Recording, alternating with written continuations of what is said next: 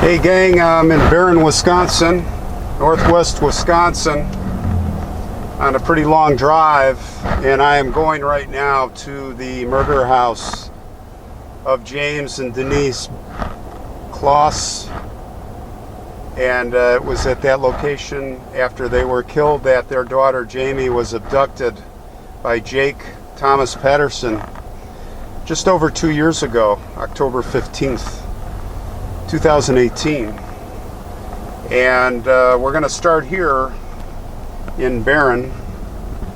Just got off the interstate, and we're going to go through town here, and we're going to see if we can find the house.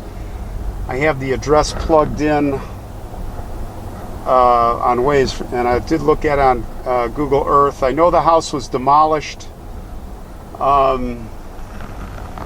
So we will, I don't know if it's fenced off or what. We're just going to wing it, and when I get very close, we'll pick it back up and see if we can have a look, and I'll tell you the story.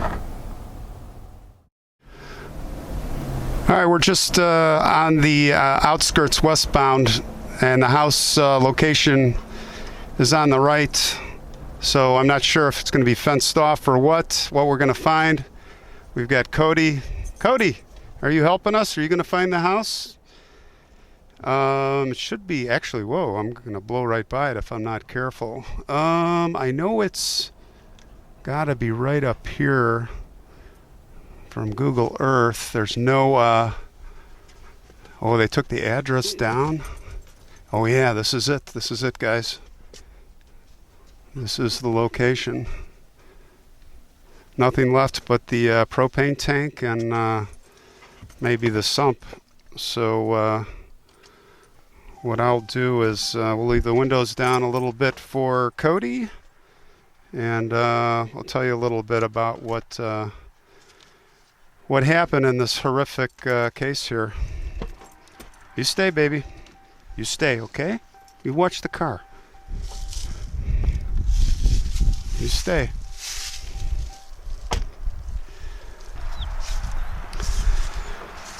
Well, this is the location where it happened, and it was on October 15th, on a cold night. At midnight, just after midnight, that Jake Patterson came down the road. He had his lights off when he pulled in here, right where my truck is. And he also had rigged the car with the dome lights and the interior lights. Nothing would be on. He had it very well planned. He had gloves on. He had a black ski mask. He had a black coat. I mean, he planned this thing out really well ahead of time, and it was from before, when he had spotted Jayme just getting off of a school bus, that he decided she was going to be it for no other reason. He just decided this was going to be his life mark, his life mission. So he tried to get in here. He came up this driveway a couple of times before, and he was spooked off by people here, other people, neighbors, cars going by. So it was kind of a failed mission. But finally, on that night of October 15th, 2018, he pulled the trigger on his plan, literally. You can see here, down here is where the garage was, by the garage entry to the house. This was the west side of the house. And over here, right about here, is where the front door was. And it was here that he approached in the dark. And let me tell you, there are no lights here. There are no lights whatsoever. The neighbors are just driving by. There's no neighbors. I mean, there's some houses, but they're There's nobody next door or across the street. So he came slinking in here, and he right here at the front door came up. Now Jayme was in bed. She heard it. She heard the car coming. She must have heard the gravel, something going on. So she alerted her parents. Her and her mom retreated to the bathroom, and they were blocking themselves in there with the dresser while James came up here to the front door with a flashlight. Now just imagine yourself as James. I'm standing right where the front door was, and you're looking out a little window, and you see this guy in black with a Mossberg shotgun, pump action. To me, standing here, it looks like a SWAT guy, a policeman. Like, what else would it be? And he yelled through the door, he said, "Show me your badge." And he got on the other end just an answer of, "Open the door." He shined his flashlight here at the intruder, and it was met with a shotgun blast. James was killed pretty much instantly. Another shot to the door took the door out, and he kicked his way in. Right about here is where the hallway was, and he started checking room to room. He finally made it to the bathroom. It was the only door that was closed, and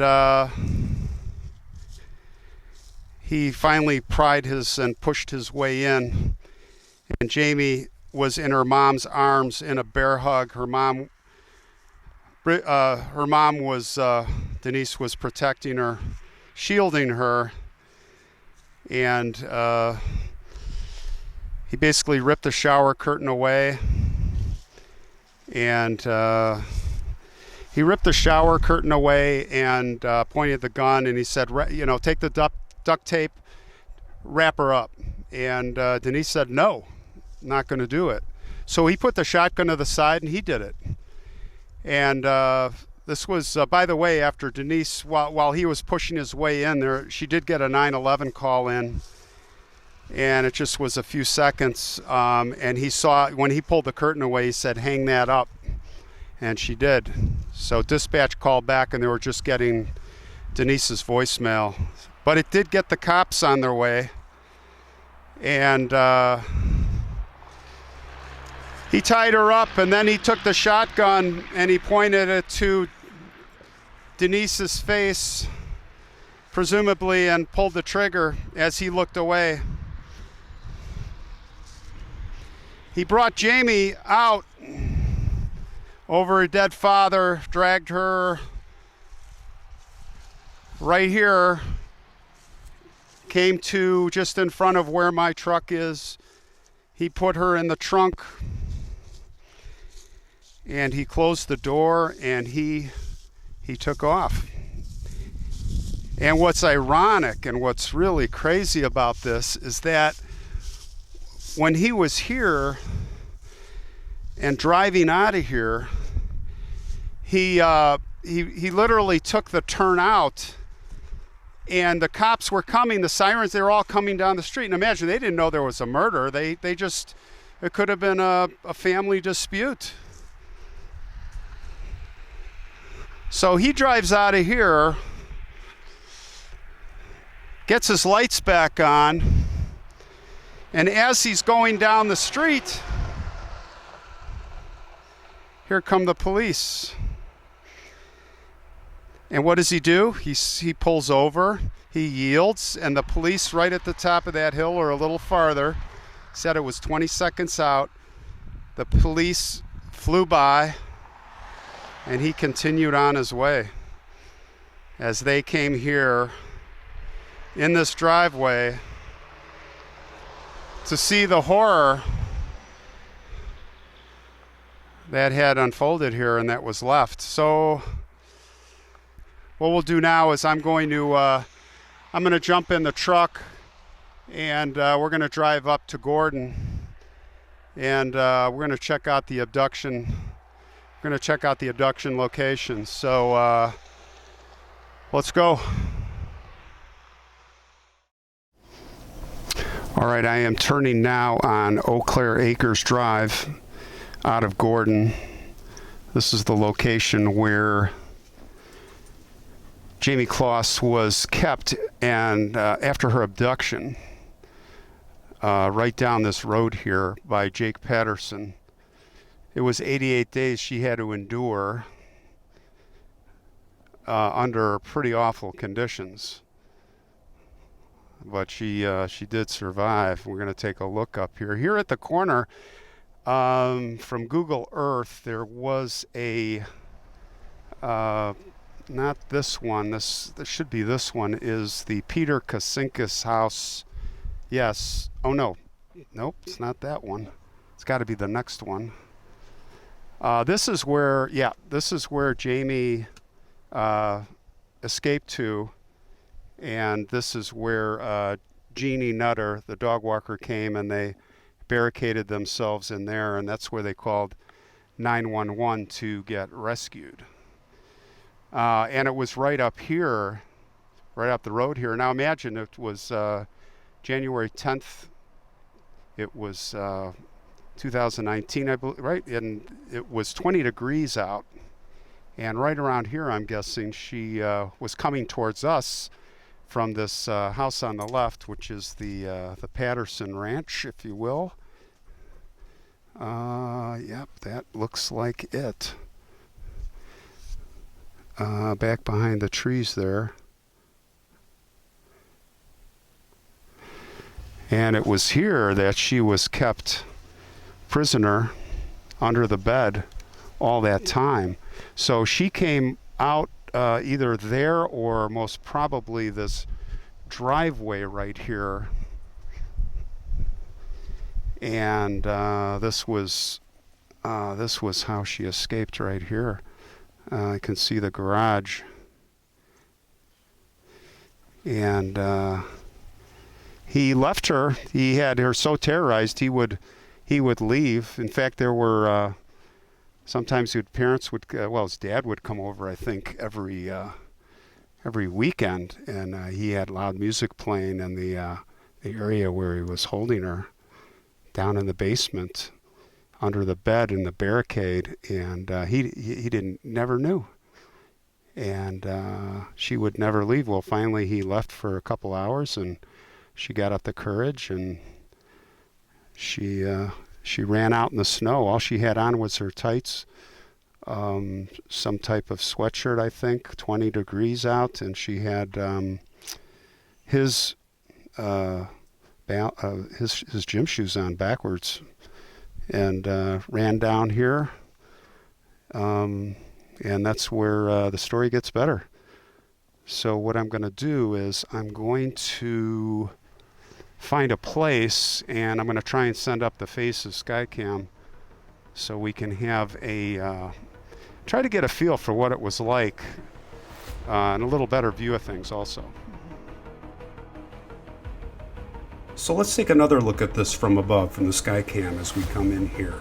So again, Jayme was too scared, she was too terrorized to try to escape, but there came a day on the 87th day or the 88th day where Jake said, hey, I'm going to be gone for 2 hours. Don't you go anywhere. Don't try to escape, as usual. But this is the time that she made her move. And even though she was trapped under the bed with all the weights and the bins and walled in, she pushed them out, and she came out of this door right here. It was 20 degrees. It was snowing. Made her way down the driveway, and then took off. She may have made a left. She may have made a right. But all we know is she ran into Jeannie Nutter, who was the dog walker. Now, Jeannie had experience in social work and also some psychology, and she knew how to keep Jayme calm, and she asked some basic questions, and then, like, what color is the car in case we see it, and then let's hightail it to a safe place. They ran down the road just like you see here, And at the end of the road here at the corner, there's a house owned by Peter Kasinkas. And they took a right in here, went into the house, barricaded themselves in there with the family, and they called 911. Give a listen. No, I don't want to take her over. Douglas County 911. Hi. I have a young lady at my house right now, and she says her name is Jayme Closs. Okay, what's your address? It's in Gordon, Wisconsin. Okay, have you seen her photo, ma'am? Yes, it is her. I 100% think it is her. Are you okay? 100%. Does it look like she's going to run? No, she's sitting down, she's relaxing. Okay, hang on just a second. What's your name? Yep. What's your name, ma'am? Kristen Kasinskis. Kristen, how do you spell your last name? K-A-S-I-N-S-K-A-S. Okay, did she show up walking? Yeah, a neighbor just walked up with her to our house and asked us to call 911. Okay, hang on just a second. Are you cold? Do you need a blanket or anything? Well, after about 30 minutes, the police did come, and they came in force. Of course, this is a remote area, so they were rushing the whole time, but when they found Jayme, she was pretty calm, she was pretty quiet, a little bit dazed, but most of all, she was completely surprised with all the attention she was getting. She had no idea the magnitude and how big this, of a story this was. So the good news is she is with her family now, trying to do the best she can, getting back to a normal life. But you know, we know her parents are gone, and it's never going to be the same. So we'll say our prayers for Jayme and the family. And by the way, if you want to see more on the details of this, there's a channel you should jump into. It's called Popular Crime. And I'll leave it in the link below, but they do a really good deep dive in the weeds on details on any of these cases. They come out daily with videos, really good stuff, details of the day, and they're a great group. And if you want to learn more about the case, that would be the way to go. I just want to also mention, I did run into Jake's father. His name is Patrick. As I was leaving the area, I had looked in the driveway, beat my horn, we connected, we had a long talk. I'm not going to share any of that out of respect for him, only to say that from my perspective it was, hey, you know, I understand, I feel bad for you. I have a 21-year-old son.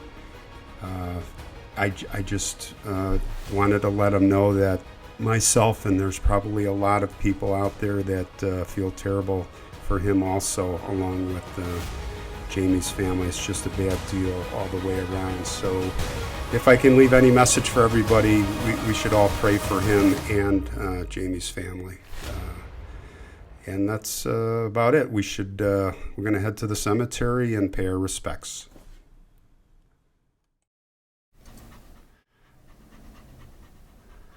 We are in Cornell, Wisconsin. That's in Chippewa County, population 1467. And we are at the Cornell Cemetery, approaching here on the left, and we are here to pay our respects to James and Denise Closs. They were murdered, as we know, by Jake Patterson. And I know about where their graves are. It's a very, well, they're buried together, or they're under the same monument. I know about where they're located. It should be pretty easy to find. So we are going to just pick it right, we're just going to pick it right up. Actually, we're just going to keep going. Hey, I got the pup with, come here. Say hi to everybody. Cody. So we got the black lab who's going to help us, but of course, no dogs are allowed in the cemetery, so we will, we're going to roll the windows down a little. And let's take a look. Okay, you stay here now. You stay here, okay? Good girl. Good girl. Are you going to be a good girl? Okay. All right. Let's go find their James and Denise's spot. It's right in this direction. So Jake Patterson, of course, was picked up, and the results of the trial were 2 life terms plus 40 years. No chance, that would be 2 life terms without the chance of parole, and 40 years added on. Let's talk about James and Denise. They were both from Wisconsin. Oh, that's a beautiful chimes here.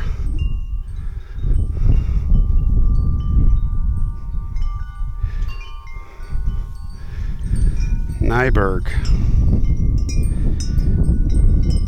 You know, I think Denise's maiden name was Nyberg. I may be wrong. I'm going to have to look that up. This is Robert F. and Rebecca. July 7th, 1948. Rebecca passed in 2016. I wonder if that's too coincidental. I couldn't believe that would be her mom. Like this whole cemetery, I'm just walking arbitrarily, and although the grave is very close to the Closs grave, which is right over here. So let's talk about James and Denise. James was 56, and he was from Barron, and he was born in 1962. And Denise was born in 1972, 10 years later. Obviously the same date of passing, that faithful night, or morning I should say, of October 15th, almost 1 a.m. Packer fans to the end. James was a huge Packer fan and a Wisconsin Badgers fan, University of Wisconsin. And he would love to talk about that, and he would love to talk about all his trials and tribulations from high school, I assume football, with friends. I see some stones. The Green Bay chair looks like a Christmas ornament. Happy birthday. Strawberry stone and some beautiful things here. I see this stone with tickets. Oh, Green Bay Packer. Wisconsin Lottery.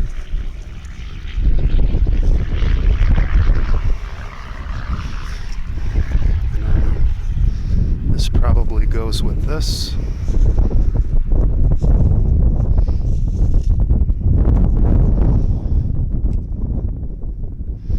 And Denise, she just liked working with her flowers. She loved feeding the birds. She loved angels, and she loved helping everyone.